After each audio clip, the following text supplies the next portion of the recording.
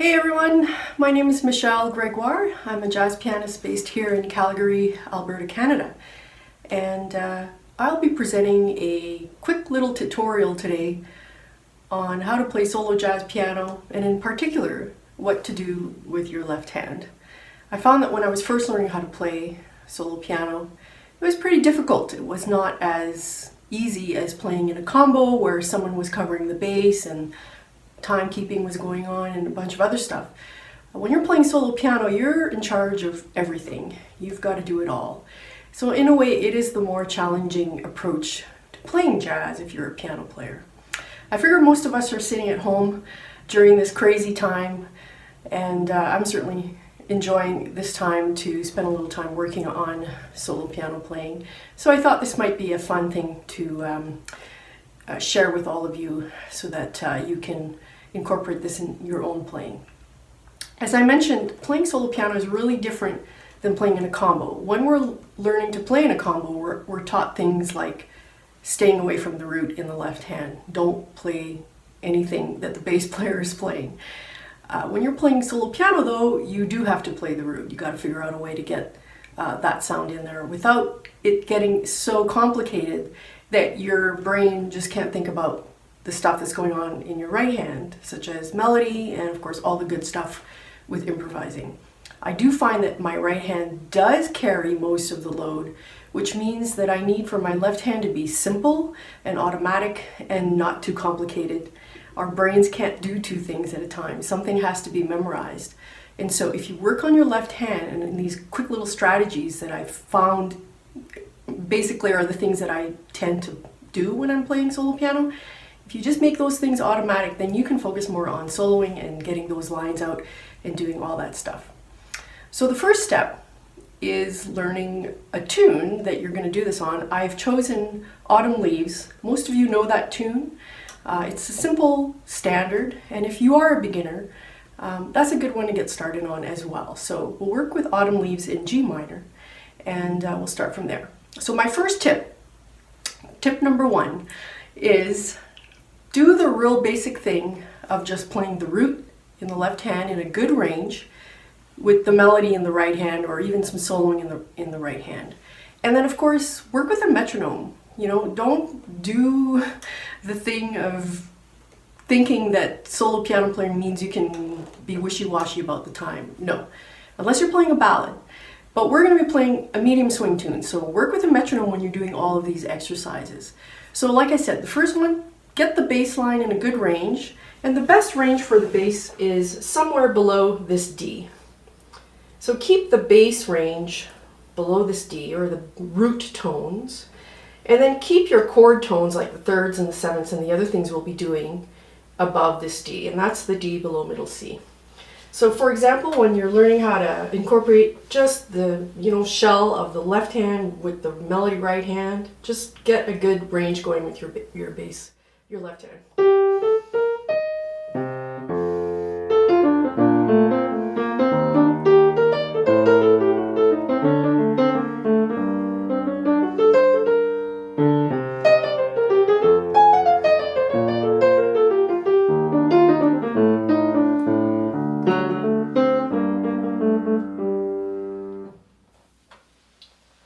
So once you've got that kind of thing going on with at least knowing where your bass is going to go, and remember you're trying to memorize something in the left hand, then you can go to a few more different two-note ideas that are typical for the left hand. The first two-note shell, as I'm going to call them, is just the root and the fifth. I'm sure most of you remember when you're learning to play easy piano as a kid, a lot of times your left hand was playing one of these roots and fifths type chords or voicings.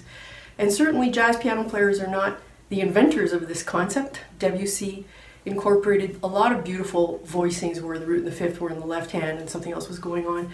And so it's just a really simple thing you can do, and just get around each chord in the tune using all of these strategies. Just go around the tune and just memorize each of these strategies, and later on we're going to incorporate them together and figure out how they can work best together.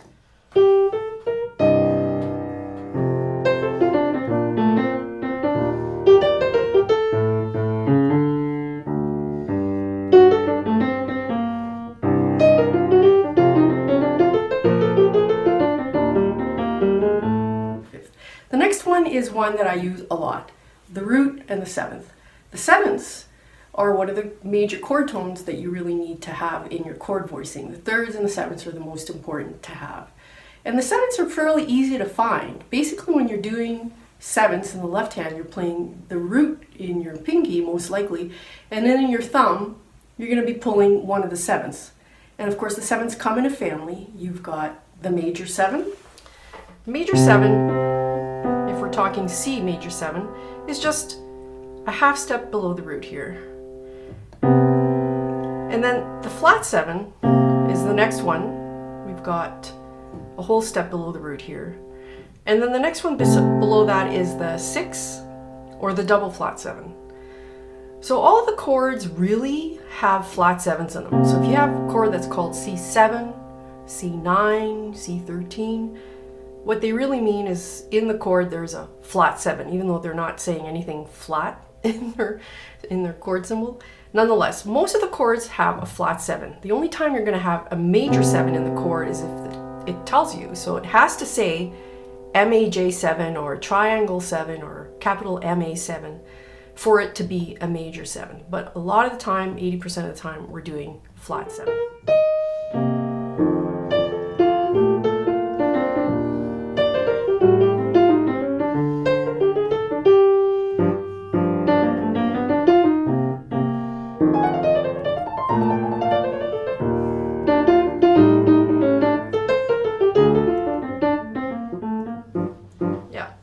So go through all your chords with just roots and sevenths. You're jumping around though. And so the thing is we need something in between root and seventh that's somewhat closer to find. So that's why you need the next one, which is the root and the third, or the third and the seventh. We'll start with the root and the third. If you've got the root and the third in your left hand, again, try to keep those sevenths and those thirds above this D. So even though when I played a seventh, my bass note was here, that's okay, but my seventh is in a perfect range, right around middle C, which is also another thing to keep in mind, is keep things around the middle C area. So our roots and thirds, very simple. They're all going to be major thirds unless you say something in the symbol to change that. You can say minor third, and then you have the MI in the symbol, and that's going to tell you to flat the third. Or you can have sus4, that's going to tell you to play the 4 instead of the 3, or sus2, that's going to tell you to play the 2 instead of the 3. So those are your families of threes that you can draw from. But again, everything is a major third unless otherwise specified. So the first chord is C minor.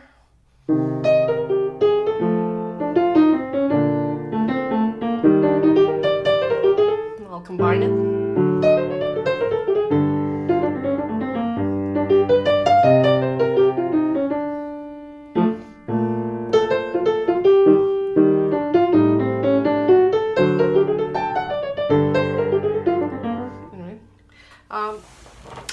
I've started combining everything together, right? I've got my roots and sevenths, and sometimes I'm going to root and third, and sometimes that's good. That's what you want to do eventually. Yeah, so now that you have some of those together, now we want to add just the thirds and sevenths, and hopefully, if you've been playing in a combo, you've already worked on voicing just the thirds and the sevenths in the left hand, because they become part of a larger two-handed voicing, where you generally have that third and seventh in the left hand. So you can combine those in the same way that you combine them. Wherever you use a root and a third, you can use a third and a seventh. And then what we're going to want to do is combine the roots and sevenths and the roots and thirds, or the thirds and sevenths together, because a lot of times we see them in a 2-5-1, where you'll have the wide voicing on the 2 chord, the root and seventh, and then a smaller little voicing root and third or third and seventh on the 5 chord, and a wide voicing again on the 1 chord. So for example, the first 3 chords in Autumn Leaves, C minor 7, F7, B flat major 7, that is a 2-5-1. And I'm going to use the root and 7th for my 2 chord, and then you could go root and 3rd for your 5, root and 7th for your 1. And so you should probably learn this in all 12 keys. Just go around piano cycle. Just do them all. Yeah. So you want that under your fingers. That's a really basic one. You can also do the one where you put the third and the seventh instead of the root and third in the middle chord. So, you know, third and seventh. And those are really quite handy to have under your fingers. And you're not jumping around, which is what we're trying to get away from. I think in modern jazz piano playing, we're not striding back and forth as much, although we will do a little bit of that. But yeah, so just to demonstrate.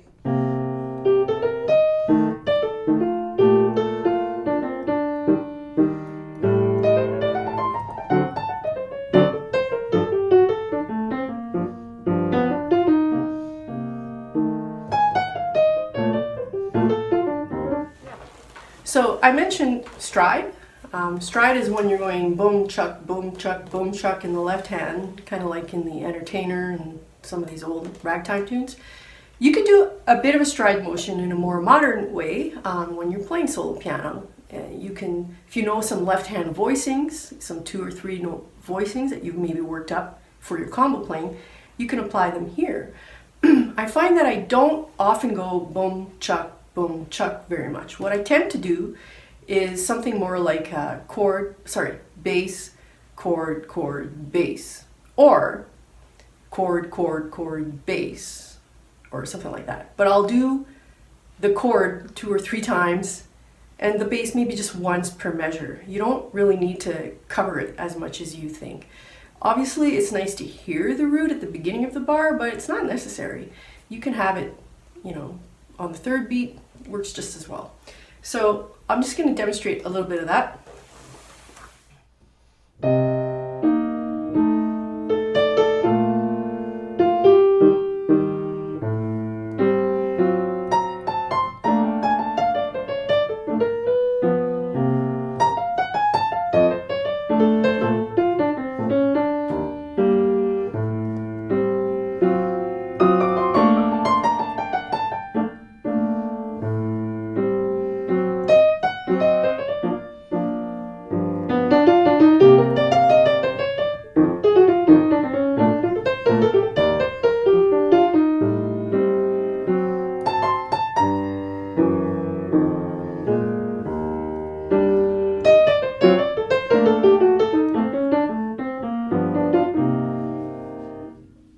And then I also mentioned the root in the 3rd. If you've got a really big hand, like Oscar Peterson did or Bill Evans, then you can take that 3rd up an octave and that gives you a 10th. And that's another really awesome strategy if you can reach it to throw in your left hand.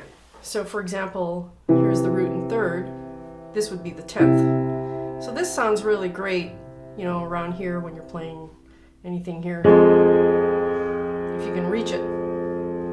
What I tend to do is throw it in the right hand as part of what I'm doing in the right hand. So I get those intervals.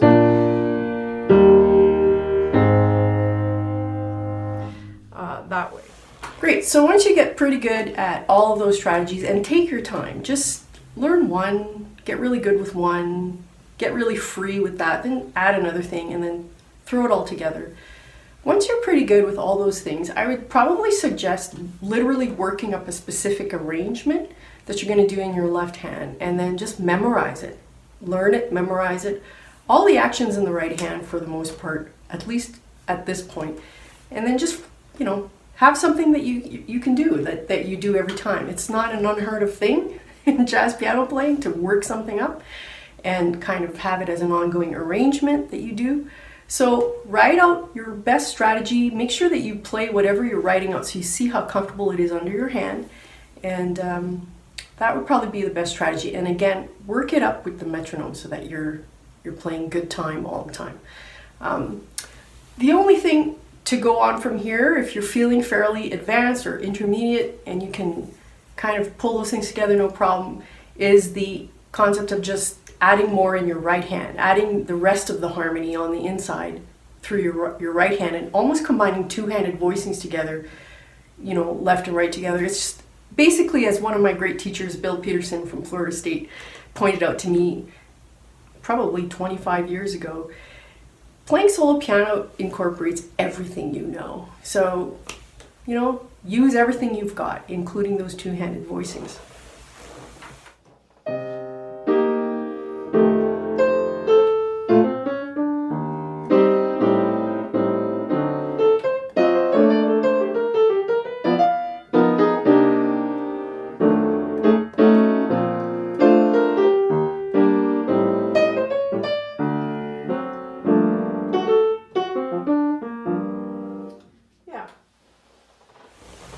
Alright, so I hope that was helpful. I know when I was first starting to play solo piano, it kind of took a while for the right hand to feel really free. And then things were really so much more fun when, this hand I knew what to do. It was just under my fingers, it was there, and it just makes playing solo piano a wonderful thing. Alright, so thank you to JazzYYC for asking me to do this video, and if you have any questions, I'm easy to find. My website is michellegregoire.com, and you can always contact me through there. All right, have a great day, everybody.